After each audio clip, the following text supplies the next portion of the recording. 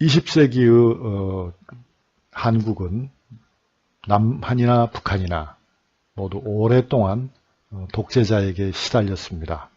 북한은 아직도 독재가 끝나지 않았고요. 또 나라가 출범하기 전에도 1910년에 나라를 뺏긴 이후로는 사실상 독재의 그림자가 길게 이어졌습니다. 왜 그랬을까요? 여러분이 아시다시피 그러니까 일제시대는 이제 그런 군인들에 의한 독재, 군국주의 정권이었다는 것은 일본 자체의 성격에서 온 것이니까 그것은 뭐 길게 얘기할 필요가 없고요.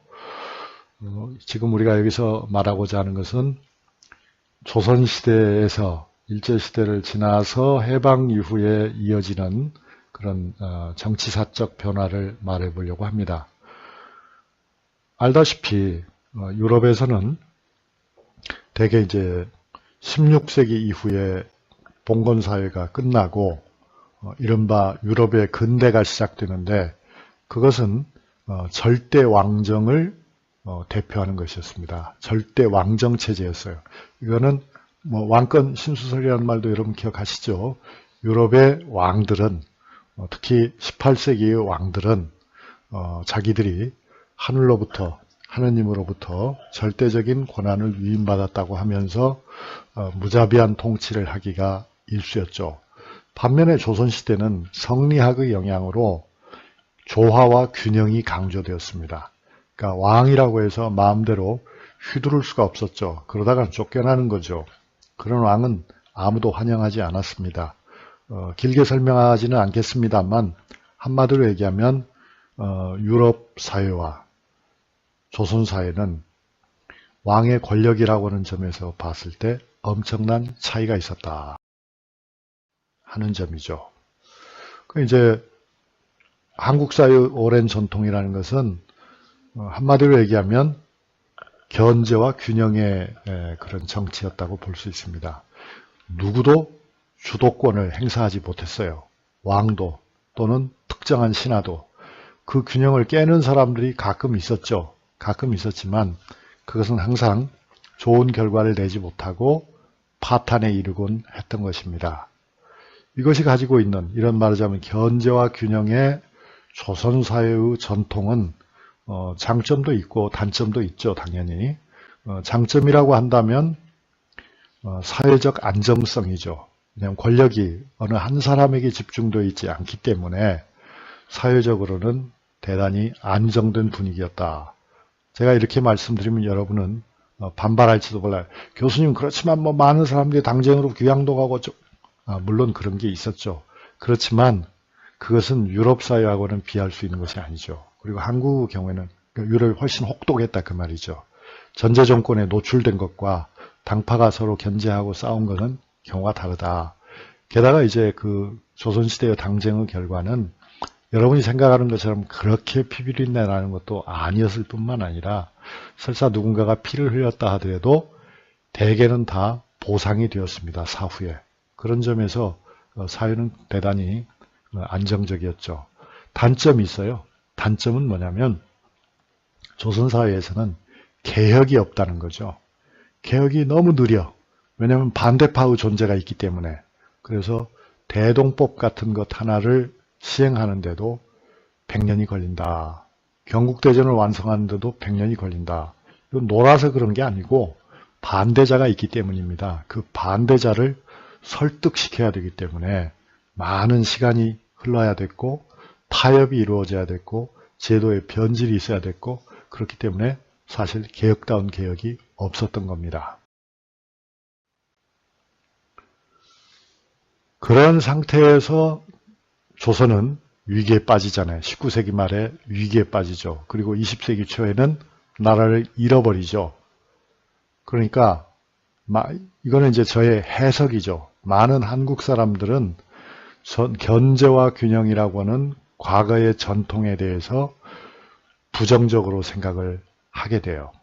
그래서 한국인들은 지금은 그렇지 않지만 1910년에 나라를 빼앗긴 이후에 오랫동안 지나칠 정도로 자신들의 과거에 대해서 즉 개인의 과거가 아니고 집단의 과거죠. 역사에 대해서 지나치게 부정적이었다. 말하자면 한국인들의 역사 인식이야말로 자학사관이라고 해도 과언이 아니었다. 그건 물론 식민지 당국의 부추김이죠. 부추김도 작용한 거죠. 그렇지만 그들이 부추겼다고 해서 무조건 그렇게 된 것은 아니고 우리들 자신이 그런 불만을 가지고 있었기 때문에요. 그러니까 우리는 제발 한국 사회를 근대화시킬, 한국 사회를 구원할 강력한 통치자가 있었으면 좋겠다라고 하는 그런 열망이 있었던 거예요. 그건 여러분이 단재 신채호 저작을 읽어봐도 알 수가 있어요. 맞아, 구국의 영웅이 나타나기를 기다렸던 거예요. 절대적인 권력을 휘두르면서 그러나 그거를 사적으로 남용하지 않고 공동의 선을 위해서 우리를 이끌어갈 강력한 지도자를 원하고 있었다. 그러한 분위기 속에서 해방 이후에는, 그러니까 1945년 이후에는 남쪽에서도 북쪽에서도 엄청난 독재자들이 등장했다고 저는 생각합니다. 그러니까 이거는 완전히 새로운 역사가 열린 겁니다. 19세기 말까지는 정치 권력이 질이 멸렬했던 데 비해서 왜 신생국가 대한민국, 그리고 왜 신생국가인 조선민주주의인민공화국 북한이 그렇게도 끔찍한 독재국가가 되었는가에 대한 저의 해석이죠. 견제와 균형의 전통에 대한 우리들 스스로의 불만이 크게 작용했다. 그래서 이제 남쪽에서는 이승만이라고 하는 끔찍한 독재자가 등장하고 북쪽에는 김일성이 하나의 왕조를 만들죠. 그래서 이제 북한의 경우는 아직까지도 그런 왕조 체제가 계승이 되고 있잖아요. 그의 손자인 김정은에 이르기까지. 그리고 남쪽에서는 이제 다행히 그런 독재의 흐름은 끝났습니다만, 그러나 그 이승만에서부터 시작된 근대화의 열망은 독재자와 함께 오랜 세월 동안 우리에게 끔찍한 고통을 안겨줍니다. 이승만은 이제 1960년에 4.19 학생혁명에 의해서 쫓겨날 때까지, 그때까지 엄청난 카리스마를 행사하면서 대단히 뭐랄까 폭력적인 그런 정권을 운영하지만 결과적으로는 원조 물자나 나눠먹는 특권 그룹을 만들고 근대화의 꿈도 이루지 못했잖아요. 그래서 결국 시민들은 이승만을 버렸다고 볼 수 있죠. 이어서 등장한 것은 이제 박정희였습니다. 박정희는 아예 그런 걸 잘 알고 있었죠. 그래서 민주주의를 버리더라도 가난 문제만큼은 해결하겠다, 경제를 살리겠다 하는 이제 구호를 들고 나왔죠. 그래서 많은 부분에서 성취가 있었던 것은 사실이죠. 그런데 결국은 1970년대 후반이 되면은 그 경제적 성장이라는 것도 많은 부작용 속에서 사람들의 실망으로 결국 귀착이 되죠. 그래서 결국은 마산과 부산에서 그를 지지하던 그런 세력 기반 아니었습니까? 거기서도 대규모 반대 시위가 일어나고, 그러나 박정희는 자신의 태도를 고칠 생각을 하지 않았고, 이것이 결국 최측근인 김재규가 박정희를 총으로 쏴서 죽이는 그런 비극적인 결론으로 귀착이 되었다 하는 거죠.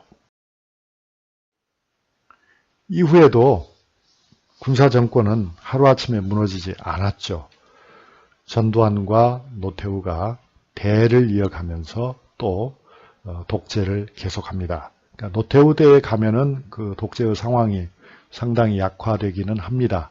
그렇긴 하지만 큰 틀에서 보면 그런 독재적인 권력이 분명히 존재했고, 그런 독재자를 중심으로 편성된 여러 가지 악법과 여러 가지 폭력적인 제도적 장치들을 이용해서 국가를 통치했습니다. 여기에는 시민이 설 자리가 없었죠. 말하자면 시민들은 그들이 원하는 정치가를 대통령으로 뽑을 수 있는 방법조차도 없었다. 그런데 이제 그런 독재의 흐름에 대해서 시민들이 순응하기만 한 것은 아니었잖아요. 오랫동안 실로 오랫동안 많은 사람들이 그런 독재와 싸웁니다. 그래서 결국 군부 독재는 끝나게 되는 거죠. 그런 다음에는 이 군사 독재자들에 의해서 많은 희생을 강요당했던 중요한 정치가들이 결국 이런저런 방법을 통해서 권력의 최고 자리를 차지하게 되죠. 그게 바로 이제 김영삼이고, 뒤를 이어서 김대중 대통령이 나라를 대표하게 되는데요. 김영삼 대통령은 긍정적인 여러 가지 일들을 했지만 결과적으로는 두 가지 점에서는 큰 문제였던 거죠. 군사 정권의 잔당인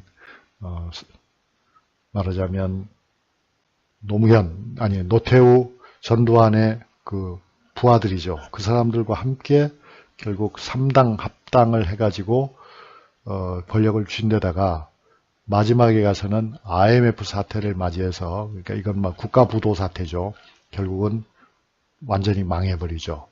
그 뒤를 이었던 이제 김대중 대통령은 또 여기는 남북 화해를 도모하는 등 많은 인권의 어떤 그 사각지대를 없애고 굉장히 많은 효과를 보았지만 결과적으로는 IMF의 그늘에서 빠져나오기 위해서 노력한 것이 신자유주의 노선에 굴복했다 하는 그런 평가를 받게 됩니다. 그러나 물론 김영삼에 비해서는 훨씬 많은 업적이 있는 훌륭한 대통령이었죠. 그리고 나서 이제 시민들은 결국 노무현을 선택합니다.